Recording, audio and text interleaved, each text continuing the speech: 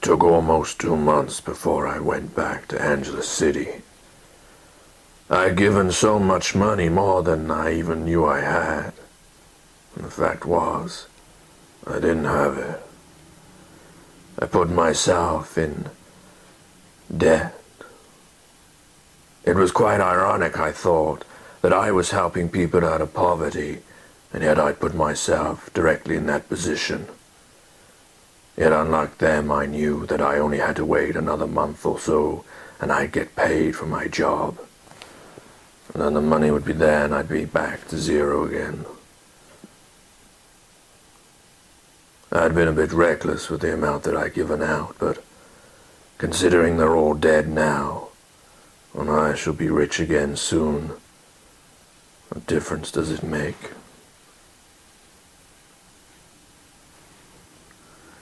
I can't help thinking of those people, their faces, their sad, weary eyes. The time when I first went to Angela City, and I denied them. I let them starve, and now I, without a penny to even buy myself any food, and just have to rely upon what I have in the house. And I feel that starvation, and even though I know that it's not real, it's not as bad as what they had to put up with, for me it feels so terrible.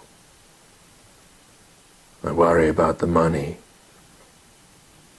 Even when beggars come up to me down the street in London, of which there are many, I feel bad at not being able to give it to them, and I try and tell them my story, that I've given all my money away already to those people of Angela City, that they asked and I gave, and I didn't check how much. Checks that I'd written for my house insurance and all sorts of other things were bounced because they came after. And I was charged, and yet I was doing a good deed. But it didn't matter anyway. I wasn't grumbling about what I'd done. Sometimes you're given opportunities that won't ever come again. I won't ever have that opportunity to give that much money away and feel that good. The change it has made of my life. I'm no longer the same man that I went out there as. I've learned from my mistakes. I can now say that I'm more human than I was. I can feel the pain and suffering of those people, even though they don't exist anymore. They were burned into their early graves by their government out of shame. And what makes it worse, the very fact that all the words that I wrote in newsprint, that people read and then wrapped up with their chips and ate from it and threw it in the bin, made no difference. Oh, there might have been a little bit of a hue and cry at the beginning on the news, talking about Angela City, whether there was a conspiracy of why it was burnt down, and politicians and governments on both sides denied it and covered up their tracks. No one thought about those poor people. Oh, they might have thought about them as they burned to death. That'd be only it. They didn't think of the days, months, and the years before when they starved and had nothing. Much like me, when I went out there and didn't even consider them. All I was thinking about was my life and what I could get out of them, what I could get out of everyone. But isn't that the selfless human beings that we've all seemed to become, that I now see us as selfish? Only looking for our next meal, how we can be happy. And yet we're in a world of such sadness, such unbearable sadness, such intolerant sadness, so much sadness every single day, every single second, that if it was reported, how many billions of words would it take up? And yet, there are still so many people who have some kind of luxury, who can smile and be happy. And I wonder how that is. I know that's because we're all different, we're all separated from each other, but if you imagine the earth and all its inhabitants as the same family of which we are, we're all humans.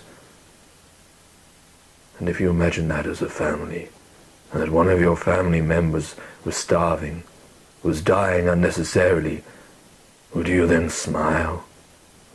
And yet, is that not what we have been doing, what we still do, what we will do day after day? Are we so cold and heartless, so soulless, so able to close our eyes at the suffering that's going every single day? And what makes it worse is that I feel it now. I can't get rid of it. And as much as I talk about it, it makes no difference. So much so that people don't even bother to listen to me anymore. They don't want to pay for my stories. They don't want to hear about the sadness. They don't want to feel it. They want to just brush it under the carpet as if it doesn't exist, so they can go on having their happy, fulfilled days and lives. And yet, by them not knowing it, doesn't mean it goes away. No, of course it doesn't. It's still there. Even when we close our eyes to go to sleep, our lives might end for those few hours, but there is still suffering that goes on. Screams of women and children as they starve to death, whilst in a restaurant somewhere, food is thrown into the bin because some rich people left it, or even poor people. Inoculations are given in this country for diseases we cured long ago, but out in the undeveloped world, they die every single second. And who gives a care about it?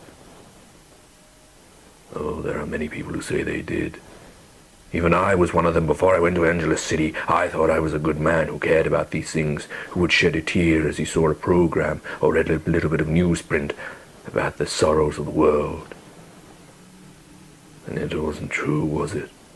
I didn't really feel it. Maybe I did, transitory, momentary, but nothing more than that. I didn't go out to change anything. And when I went back to Angeles City, the devastation, the flat area, the smoke still rising, where once they were, once they stood, once even in their unbearable poverty, they still managed to smile, to enjoy the miserable life they had, to be thankful for whatever they got or didn't. Unlike those with abundance, like me, when I was in their house and they gave me the fan and they made me sleep on the mattress, all I could think about was myself, was to moan about how uncomfortable I was and how difficult it was, and that I was only there for a few hours, and yet they were there for a lifetime. I accepted it, and put up with my moaning without even saying a word, without even making me feel worse about myself, of which they could. Although I wouldn't have then felt anything. I would have felt even more disdain at them pointing out the fact that I was grumbling and they weren't.